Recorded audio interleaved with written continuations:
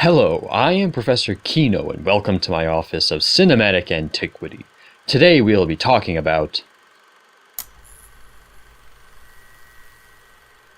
a couple years ago, when I heard that the Hellboy franchise was going to get another film, I became excited. I adore the first two Guillermo del Toro films, and del Toro and Ron Perlman, the star of those two films, had been teasing us with their trilogy's third and final film for years. And considering that we are now in the golden age of live-action comic book movies, mostly thanks to Marvel, it seemed like now would be the perfect time to crank out this finale. But alas, that was not to be, because it was soon made clear by Lionsgate that this new movie would just be a reboot of the entire Hellboy franchise, but this time with no del Toro or Perlman. And I thought that was weird because, to be honest, most of the people that are going to end up seeing this new Hellboy were probably those who were excited to see the third film by del Toro. And because of that, I'm still trying to wrap my head around why exactly the creatives decided to reboot everything.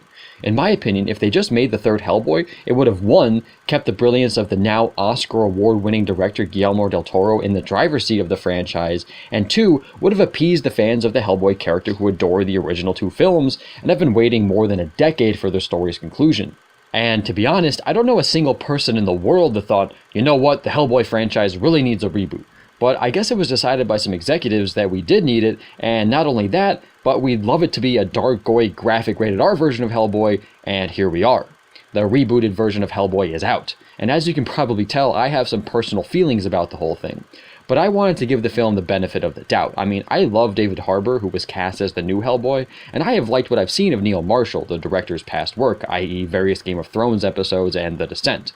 Consequently, I tried my best to go into this screening with a clean slate and no expectations. And now that I've emerged from it, did I think the hard R reboot was worth it, or would it have been better to just let del Toro finish his vision?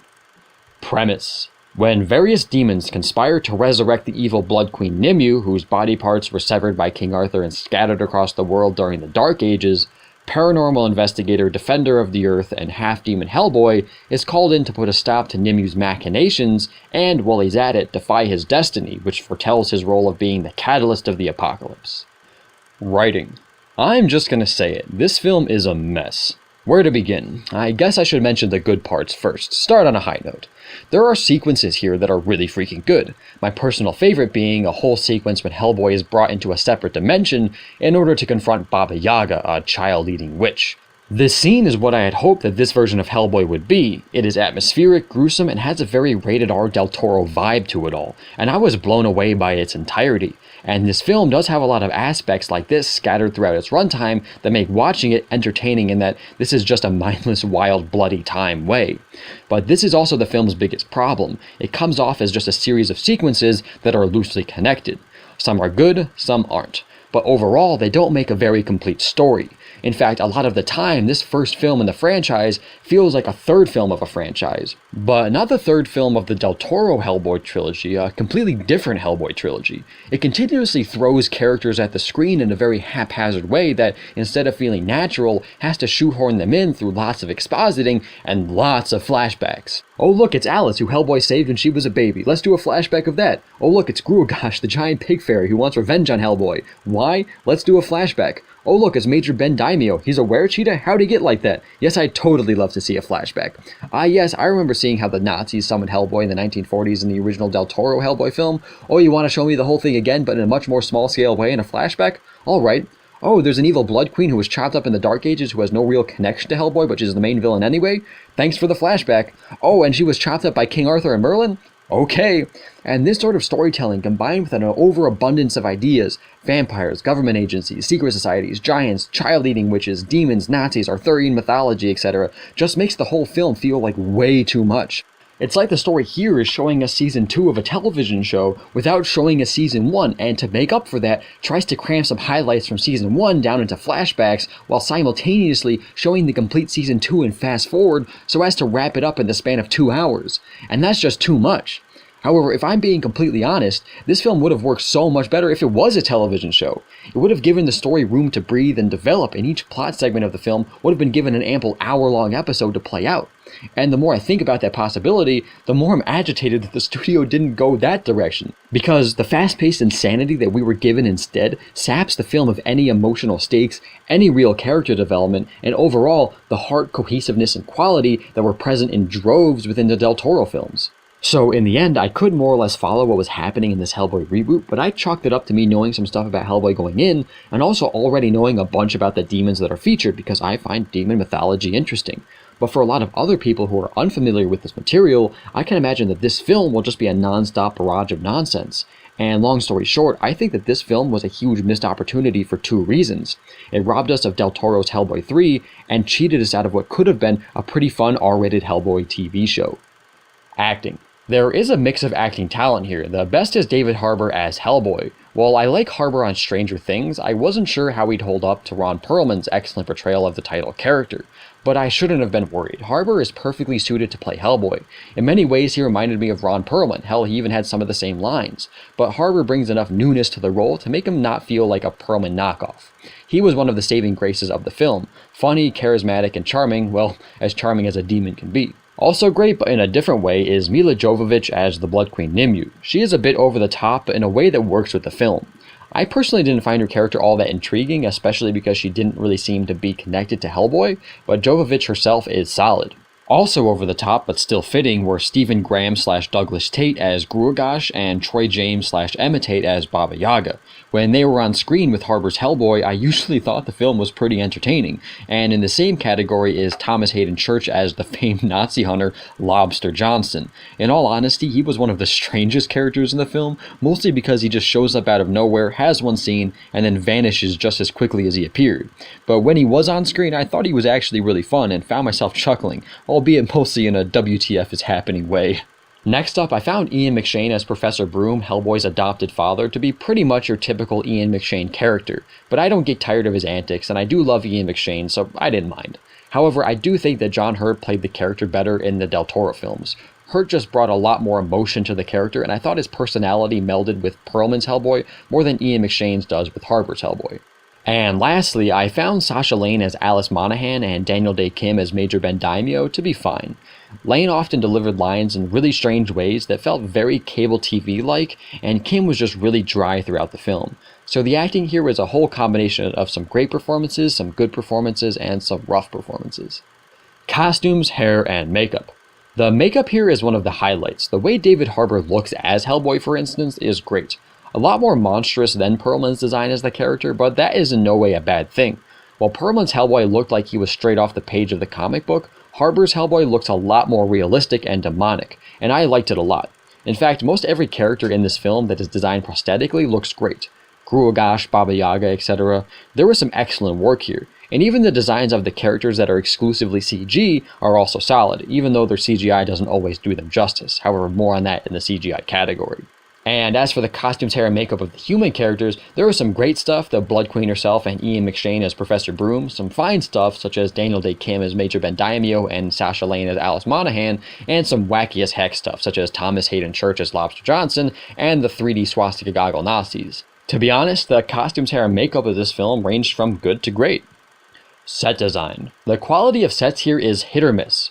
While some sets are fantastic, such as Baba Yaga's weird chicken castle that is full of creepy curtains, dead children, and everything in between, other sets just felt like the sound stages they probably were. For instance, the final sequence before the credits roll looks like a warehouse with a bunch of pipes placed in it. However, most of the sets in this film fall in between these two extremes, and on average, they look fine. Choreography.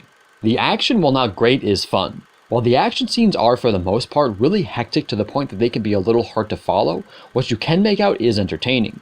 Whether it is Hellboy versus 3 big old giants, Hellboy versus a vampire luchador, Hellboy versus the child-eating witch Baba Yaga, or Hellboy versus the giant fairy pig Gruagash, the action includes a lot of wildly varied chaos. And while it isn't handled super well, I actually thought it was all pretty fun and enjoyed it when it was playing out on screen.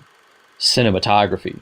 Sometimes this new Hellboy is filmed fantastically. The whole Baba Yaga sequence is full of excellent shots, from the first reveal of the witch's moving castle, to the reveal of the dead children within it, to the way the camera captured the contortionist movements of the horrifying witch herself, right up to the sequence's conclusion. The whole scene is filmed wonderfully.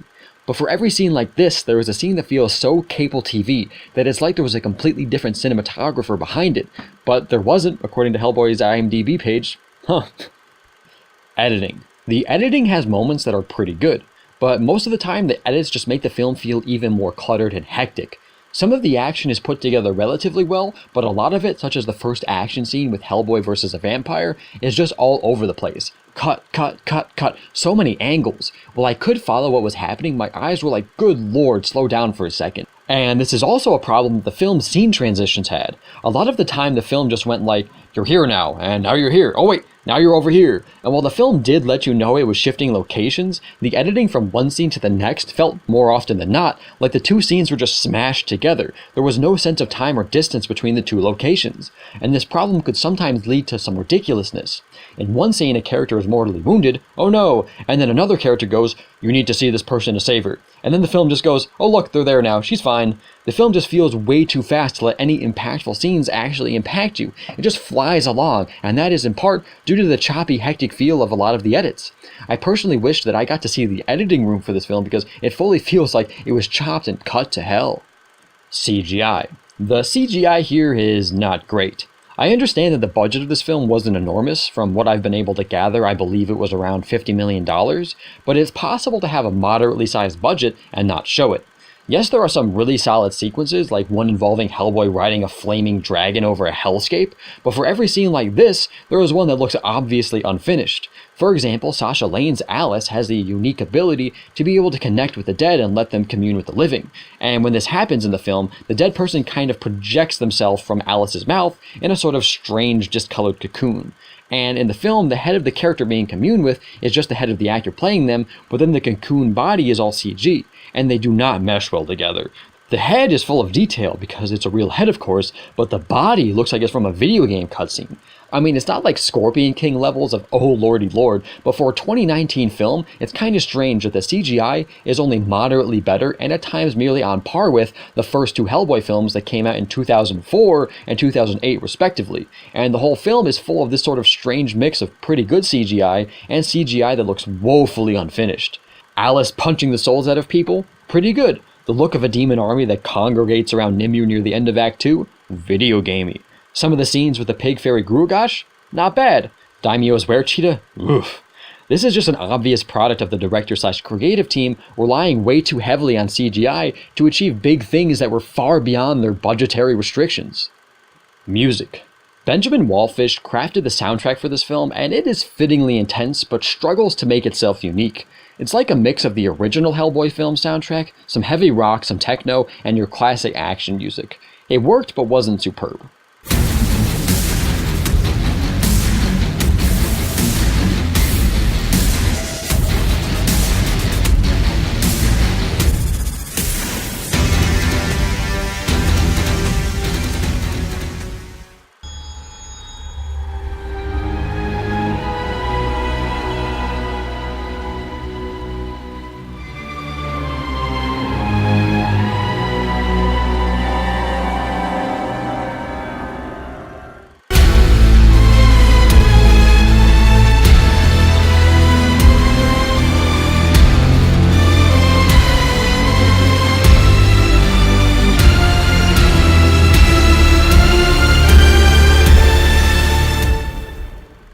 And as for the licensed songs, they were about the same. A whole mix of things that kind of fit with the rest of the music, but didn't seem fully necessary, like in the way the Guardians of the Galaxy soundtracks or Baby Driver soundtrack fit with their respective films.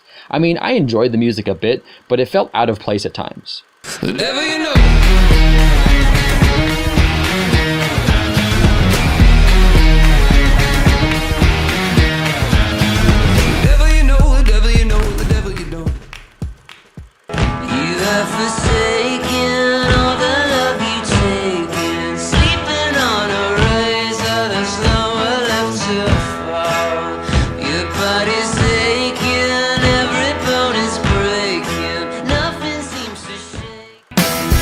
I'm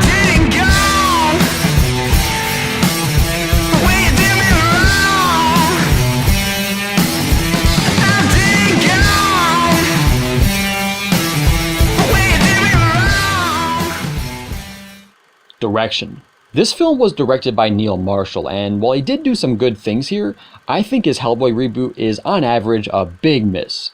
I mean, I've enjoyed some of Marshall's work in the past. I thought his 2005 film, The Descent, was a great low-budget horror film, filled with a great atmosphere and a lot of tension, and of course I have loved his Game of Thrones episodes, Blackwater and The Watchers on the Wall.